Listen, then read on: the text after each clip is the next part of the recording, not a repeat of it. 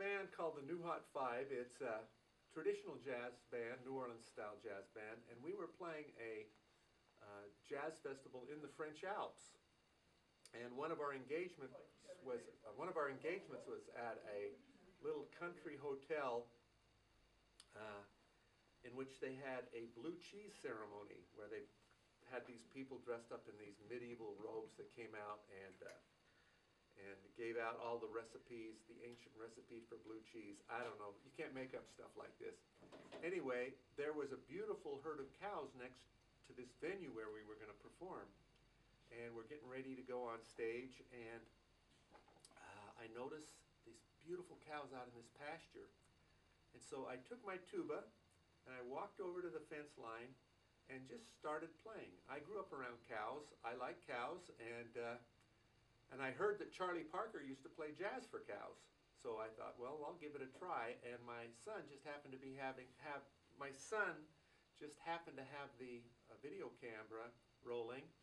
And what you see on YouTube is exactly what happened. The cows started gathering around, and then people piled out of the hotel, and there was an audience on both sides. And we played for about 20 minutes, and it was great. It was fun. All those cows just stayed right there and enjoyed our little concert for them. And we put it on YouTube thinking, well, this is kind of interesting. And overnight, it had gone viral. It was featured on Jay Leno's Tonight Show, and 3 nights in a row on Conan O'Brien. They did parodies of it, and it was just, you know, I guess our 10 minutes of fame.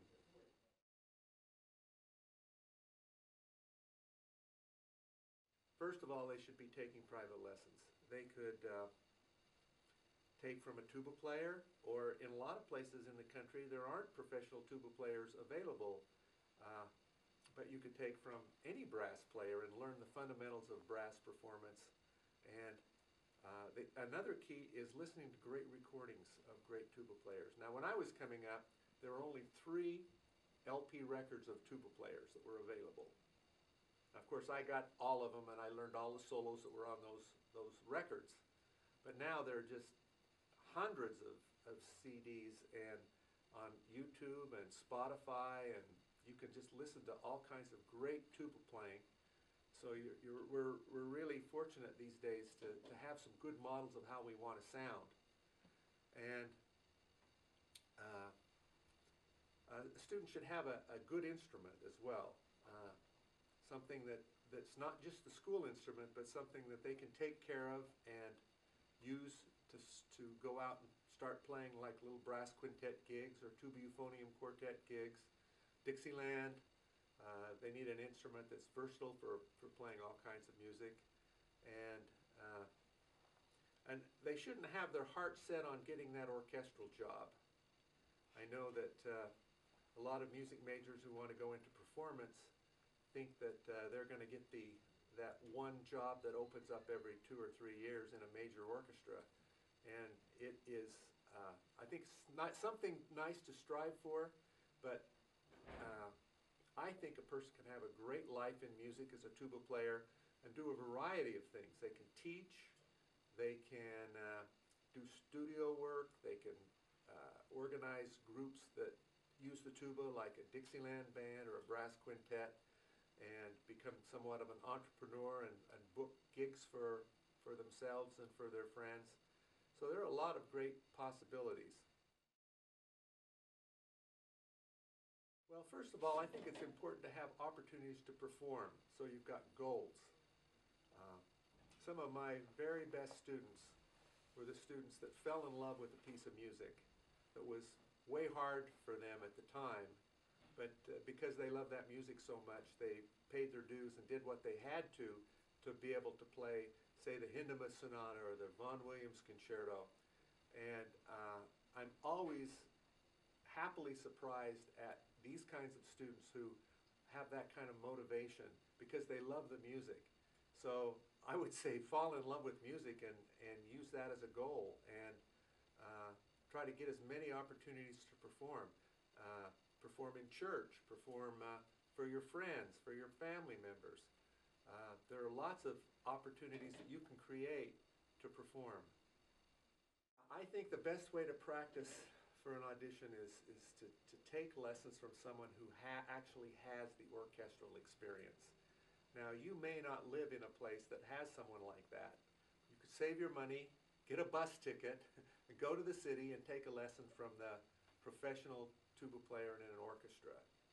Uh, uh, find out what the audition pieces are. There's a great CD done by Gene Picorni, who is the tubist with the Chicago Symphony, with lots of examples of how to play the standard excerpts that are used in auditions. Get your hands on that, get the music to those pieces, practice them, and then make sure you get some lessons from someone who has had some orchestral experience. Fortunately, tuba players don't have enough opportunity to play jazz these days. Now, back in the 20s and the 30s, the tuba was the major bass instrument in jazz bands and dance bands. It wasn't until the mid-30s that the string bass supplanted the tuba as a regular member of the rhythm section.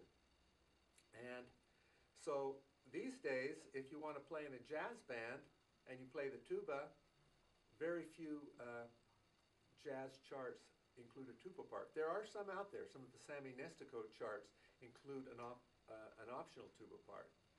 But this is advice for band directors as well.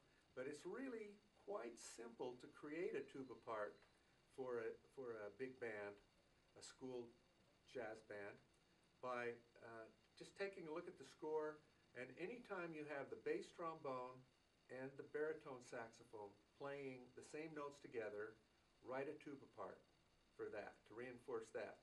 Now, it doesn't work with the tuba at the bottom of the trombone section in a trombone soli section, because the sound just doesn't match the trombone section sound that you want in a big band. But in the big ensemble sections, there are some great opportunities to include tuba parts. And then also, a good idea is to create some solo opportunities for the tuba player. If there's a solo and you have a tuba player who's interested in doing jazz, have them learn the solos and feature them. Another great opportunity for tuba players is playing in what we call traditional jazz bands. Some people don't like the word Dixieland, but I like to use that word just simply because people understand what it is. A lot of the jazz purists would argue with me about that. But playing in a New Orleans-style traditional jazz band or Dixieland-style band is a great outlet for learning to play jazz.